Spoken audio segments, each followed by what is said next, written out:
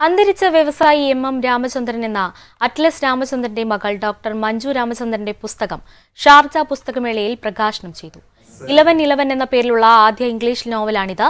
Gold FM radio program director Vaishakh പുസ്തകം പ്രകാശനം ചെയ്തു.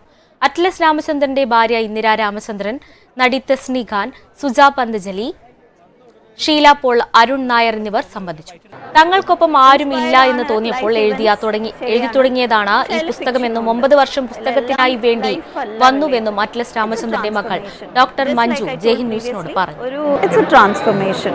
Just like I told previously, ഒരു ബട്ടർഫ്ലൈ ഇറങ്ങി വരുന്ന പോലെ തന്നെ ഒരു ട്രാൻസ്ഫോർമേഷൻ ആണ് 1111. Totally different. ആ ഉണ്ടായിരുന്ന വേൾഡിൽ നിന്ന് മാറി ഒരു പുതിയ വേൾഡ്. അച്ഛൻ ഒരു ലൈഫ് ടൈം അച്ചീവ്മെൻ്റ് അല്ലേ. അതെല്ലാം ഒരു ബുക്കിൽ, ഫസ്റ്റ് ബുക്കിൽ എങ്ങനെ എനിക്ക് പറയാൻ പറ്റും. പക്ഷേ ഈ ബുക്ക് ആക്ച്വലി തുടങ്ങി വെച്ചത് എൻ്റെ ആ ഒരു ഗ്രീഫ്, എൻ്റെ ആ ഒരു പെയിൻ. അന്ന് ഒരാളുടെ അടുത്ത് സംസാരിക്കാൻ പറ്റില്ല, ആരുമില്ല ചുറ്റും, ഒന്നും എന്ത് ചെയ്യും, അങ്ങനെ എഴുതാൻ തുടങ്ങിയതാണ്. അപ്പം അത് ഓരോ ഘട്ടത്തിലും പല മാറ്റങ്ങളും ഞാൻ വരുത്തി. And lot of changes and edits.